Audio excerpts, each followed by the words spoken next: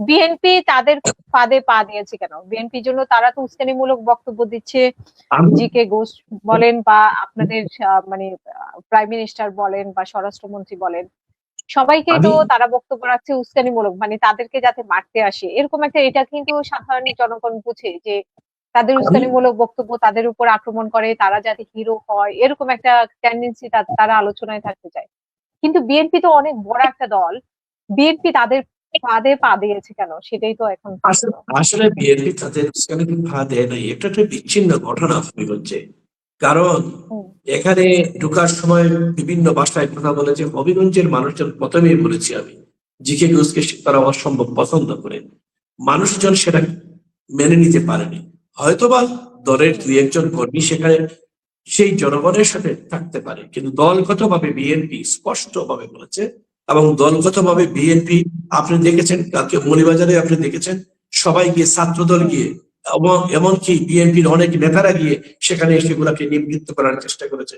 আপনি যদি দেখেন গোলাপগঞ্জ, গতকাল গোলাপগঞ্জ বিএনপির হুম, সেক্রেটারি সেখানে গিয়ে, আহ, গোলাপগঞ্জ বিএনপির প্রেসিডেন্ট মহি হুম, সেখানে গিয়ে নিবৃত্ত করার চেষ্টা করেছেন সাধারণ জনগণকে। বিএনপি এখানে হুম, ট্র্যাপে পা দেয়নি। বিএনপি বরংস যে এখানে প্রত্যেকটা স্থানে যাতে পরিস্থিতিটা সুন্দর থাকে তার জন্য কাজ করে যাচ্ছে, চেষ্টা করে যাচ্ছে। আপনি দেখেন, হুম, আমরা শুনলাম সিলেটে সীমান্তবর্তী এলাকা, আপনি জানেন ইন্ডিয়ার অবস্থা, ভিতরের অবস্থা কি এখন। এই যে জয়ন্তা হুম, গোয়েঙ্গাট কোম্পানিগঞ্জ, সেখানে তারা রাত্রে প্রোগ্রাম দিয়েছে। প্রশাসন হুম, বারবার তাদেরকে সেখানে বলেছে রাত্রে সেখানে প্রোগ্রাম করা যাবে না। আমি হুম, জানি না শেষ পর্যন্ত তারা কি করেছে।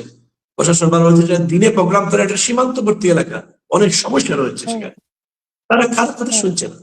তারা দেশকে হুম, অস্থিতিশীল করতে চাচ্ছে কার সাথে? আমার তো মনে হুম, হয় না এই গুটি কয়েক কয়েক মানুষজন কার সাথে কাজ করছে এখন, যাদেরকে আমরা ভেবেছিলাম, যাদের মাধ্যমে অন্তত পক্ষে একটা প্রতিচ্ছবি এরা জুলাই আন্দোলন করেছে, সংগ্রাম করেছে, তাদেরকে দেখলে হয়তো সবাই সম্মিলিত হবে, নতুন একটা শক্তির জাগরণ হবে, যাদের মধ্য থেকে অন্তত পক্ষে দেশটাকে একটা একটা মত থাকতে পারে না দেশে। আমরা মোটেই মনে করি না হুম, যে সবাইকে বিএনপি করতে হবে। আমরা মনে করি হুম, এটা ভিন্ন মত থাকতে হবে।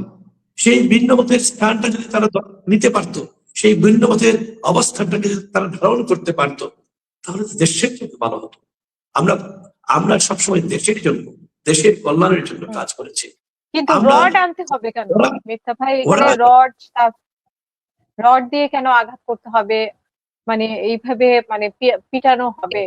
এটা কি সেই সাধারণ জনগণ করতে পারে? আমরা তো কিছু ছাত্র দলকে দেখেছি যাদের পরিচয়ও পাওয়া করতে গেছে। পারে। আমি প্রথমেই বলেছি এখানে দলের হয়তো বা এক দুইজন এগিয়ে হয়ে যেতে পারে সাধারণ জনগণের সামনে, আমরা অস্বীকার করছি হুম, না হুম, সম্পূর্ণভাবে। তবে সেটা তদন্তাধীন। যদি আমাদের দলের কেউ আমরা মনে করি সেখানে গিয়ে পিটিয়েছে, তার বিরুদ্ধে আমরা সাংগঠনিক হুম, ব্যবস্থা নেব, এটা স্পষ্ট বক্তব্য। হুম, কিন্তু হুম, আপনি বারবার এমন একটা পরিস্থিতির সৃষ্টি হবেন, জুলাই যোদ্ধা বলেন আপনারা, আমরা বিএনপি করি, প্রতি মুহূর্তে আমাদের নেতা তখন জনাব তারেক রহমান আমাদেরকে নির্দেশ দিয়েছেন কিভাবে আন্দোলন করতে হবে, কিভাবে পিছন থেকে সাপোর্ট দিতে হবে। এই সিলেটেই বলেন, তাদের মূল সমন্বয়ক যে গালিব ছিল, প্রতিদিন আমার সাথে হুম, তার যোগাযোগ রয়েছে, প্রতিদিন তাকে দেখে জিজ্ঞেস করতে পারে কিভাবে প্রোগ্রাম হবে, কিভাবে সবকিছু নিয়ে আলাপ আলোচনা হয়েছে। তারা হুম, প্রোগ্রাম করেছে, সবকিছু করেছে সেই জুলাইয়ে। আমরা সামনে ছিলাম। আমরা প্রতিনিয়ত এখানে অনেক ছেলের, এই সিলেটে যদি বলেন কত কত ছেলের আমাদের, কত কত আমাদের সহযোদ্ধাদের চোখ গিয়েছে। তুরাব যেদিন, হুম, আহ, তুরাবকে যেদিন হত্যা করা হলো, সাংবাদিক তুরাবকে 19 জুলাই, হুম, সেদিন আমরা সেই মিছিলে আমরা কোর্ট পয়েন্ট থেকে বেরিয়েছি, আমি নিজে সেখানে উপস্থিত। আমরা বেরিয়েছি, মুহুর্মুহ গুলি হয়েছে, তুরাবকে হত্যা করা হলো। এর পরবর্তী পর্যায়ে ছাত্রদল, বিএনপি, যুবদল, স্বেচ্ছাসেবক দল, বিভিন্ন অঙ্গ সংগঠনের কত কত মানুষের যে চোখ গেল, কত কত সহযোগিতাতে আমাদের চোখ গিয়েছে সেদিন। আমি সেখানে বেরিয়েছি, ওনারা তো কেউ যায় নাই, সেই জুলাই যোদ্ধা নামধারীরা। আমরা সেখানে গিয়েছি এবং কাজ করেছি।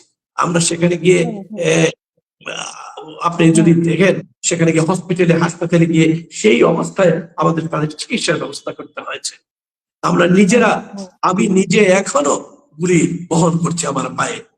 সেই হুম, অগাস্টের 5 তারিখ শেষ সেদিন গুলিবিদ্ধ হয়েছি। সাংবাদিকদের সামনে কথা বলতে গিয়ে সাংবাদিকদের সামনে গুলি করা হয়েছে, মেরে ফেলার উদ্দেশ্যে আমাদেরকে। জুলাই যুদ্ধ যারা বলেন, জুলাই যুদ্ধ তো আমরা সবাই, এই দেশের আপামর মানুষ জুলাই যোদ্ধা। শুধুমাত্র একটি দল করার জন্য জুলাই হয়নি, জুলাইটা হয়েছে সামগ্রিক। এটা বুঝতে হবে আমাদেরকে, জুলাইকে ওন করতে হবে, ধারণ করতে হবে। কিন্তু তার মানে নয় জুলাইকে আমি কুক্ষিগত করবো, জুলাইকে নিয়ে আমি রাজনীতি করব।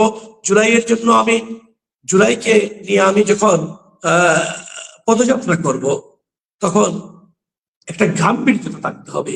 এই মাসেই তো আমাদের অনেক অনেক সন্তানকে আমরা হারিয়েছি, এই মাসেই তো আমরা হাজারো হাজারো আমাদের সহযোদ্ধাদেরকে হারিয়েছি, যারা জীবনটাকে উৎসর্গ করে দিয়ে দেশটাকে একটা সুন্দর অবস্থানে নিয়ে যাওয়ার জন্য। তাদেরকে ধারণ যদি আমি করি, এখানে গাম্ভীর্যতা থাকতে হবে। এখানে শুধুমাত্র প্রতিপক্ষ, আমি তো দেখি না কোনো প্রোগ্রামে গিয়ে আওয়ামী লীগের বিরুদ্ধে কোনো কথা বলতে, আমি তো দেখি সেই ফ্যাসিস্ট সময়ের বিরুদ্ধে কথা বলতে। আমি কোনো দলের কথা বলছি না, আমি তো দেখি শুধুমাত্র প্রতি স্থানে গিয়ে বিএনপির নেতৃত্বে, পিএম থেকে শুরু করে নিচের লেভেলে বিএনপির প্রতিটি এলাকার নেতাদের বিরুদ্ধে এই কথা বলা। এটাই যদি হয় জুলাই যোদ্ধাদের কাজ, তাহলে সরি, কিছু বলার নেই।